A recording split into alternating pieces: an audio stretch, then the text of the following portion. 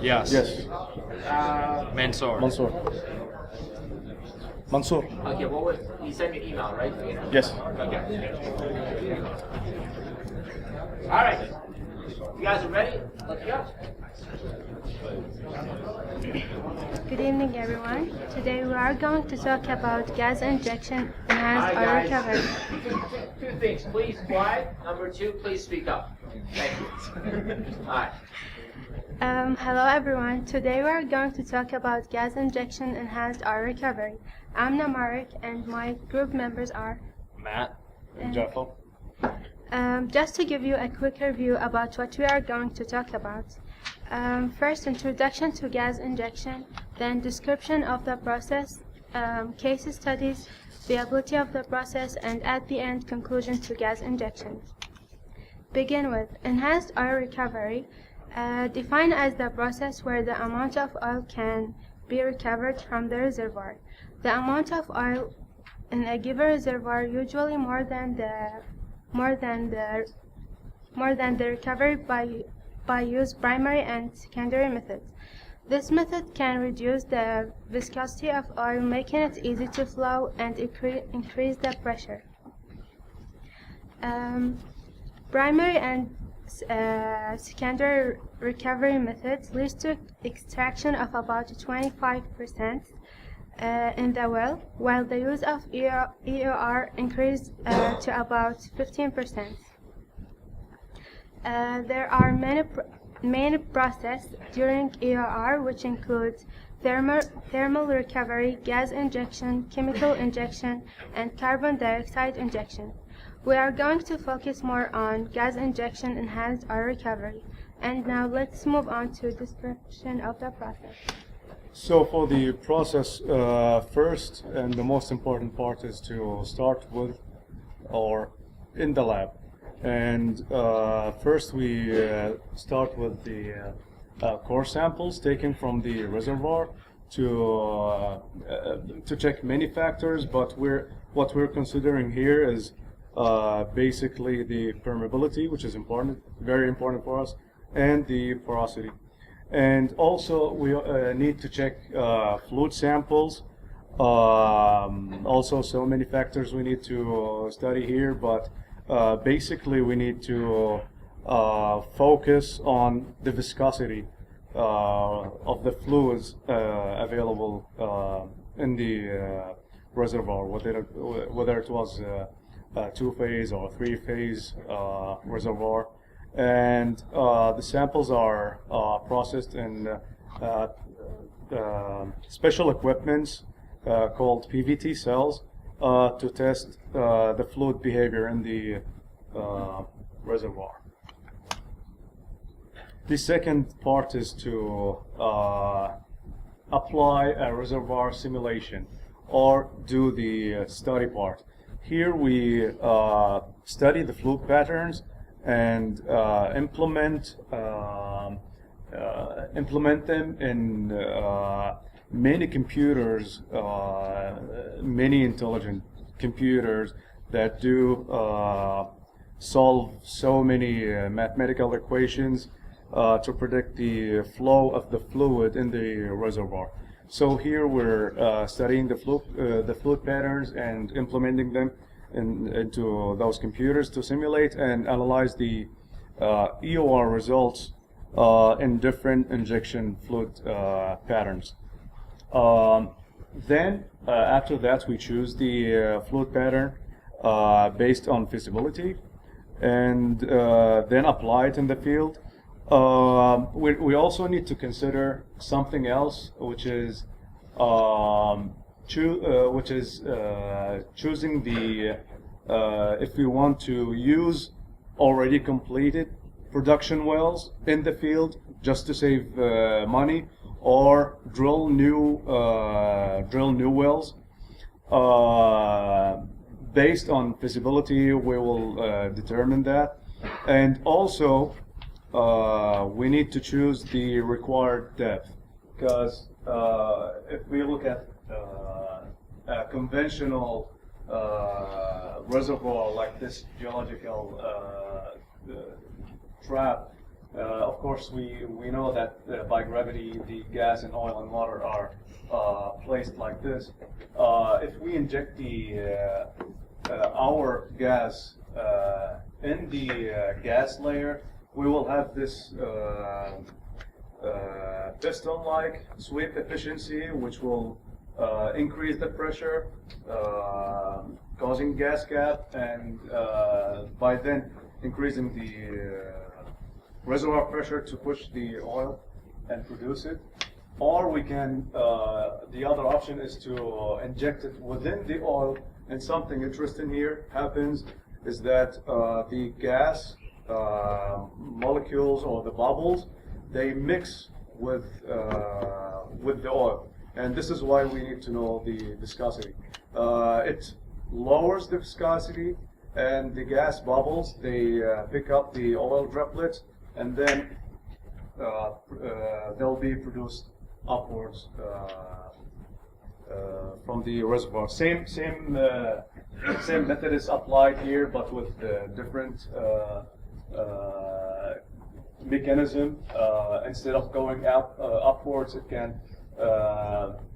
we can inject more gas, and also the same thing will happen, and it will push the oil towards the production wells. Yeah. After the lab and reservoir simulations and studying all injection options, first water is injected to let's say in a simple manner, to wash as much oil as possible, to get them away from the sand grains, and produce them, and then we can, after that, inject the gas. Then what is done is that we inject another cycle of water. This is called cycling, and some people call it WAG. It's just the process of injecting water, and then gas, and then water, to enhance the production in a simple manner. And after that, EOR is considered performed here, and based on the successness of our studies in the beginning, this will affect how successful our EOR is. We'll now look at two case studies. The first case study was done to test the viability of a nitrogen injection for a field in North Africa. They looked at the field possibly having three different types of displacement, either gas cap, immiscible, or municipal. I'm not going to explain them again. They looked at infrastructure requirements that they needed. First, the nitrogen would have to be collected, and then it'd have to be separated. And the separation unit will then clean the nitrogen, then compress it and cool it. And the study was actually done on a field in Cantal, Mexico, where that had already been a proven field for an increase of oil per day from 1 to 2.2 million barrels a day. After this test was conducted, they determined that the North African field was a good candidate for the nitrogen injection. As you can see from the graph, once nitrogen injection started, oil production increased. The second case study was conducted on a field outside Abu Dhabi. I'm not going to pronounce that because I'm not going to get it right. This case was presented in 2002, but it was completed in 1997. This reservoir here consisted of alternating layers of dolomite and limestone, and the original drive mechanism in the field was water drive, and it produced on that for over 20 years. At the start of the gas injection, obviously oil production increased, or they wouldn't have done it. It increased the oil mobility, and it reduced the bottom hole flowing pressure. The initial project was completed for an injection rate of 70 mmSCF per day, and they expected an increased recovery rate of 2%. After the test was over, they found a correlation between the injected gas in the breakthrough and with the oil gains that they received. The economics on this project, they had an initial capex of $75 million US, where $40 million was dedicated for drilling the injection wells. Those US dollars were based on, I think they were based on 2002 US dollar values. Revenues, they wanted to get an initial rate of return of 25%, and it showed a reduction in the break-even oil price of $2 a barrel. The test showed a positive increase in the oil production in the field with the use of the gas injection. This is our friend's part. The negative impacts of gas injection are summed as the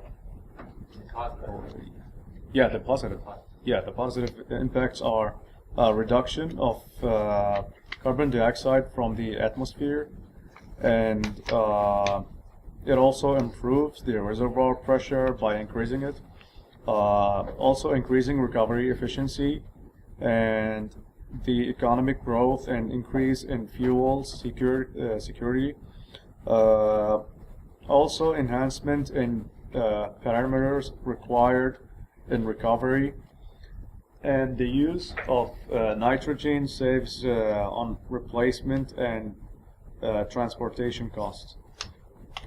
As for the risks or hazards of using the gas injection, operational risks of storage, transportation, and injection of gases in the reservoir can occur, and also the gravity override and viscous fingering, also the high initial cost to perform this type of EOR. So to conclude, gas injection is advanced oil recovery, which has been developed to solve the limitation presented by primary and secondary methods.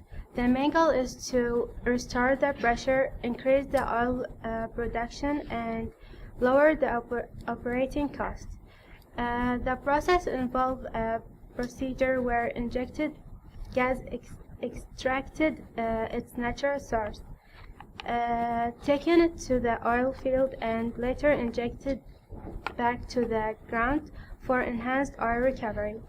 And finally, several gas management particles have to put in place to ensure that the gas don't cause environmental hazards like global warming and climate changes.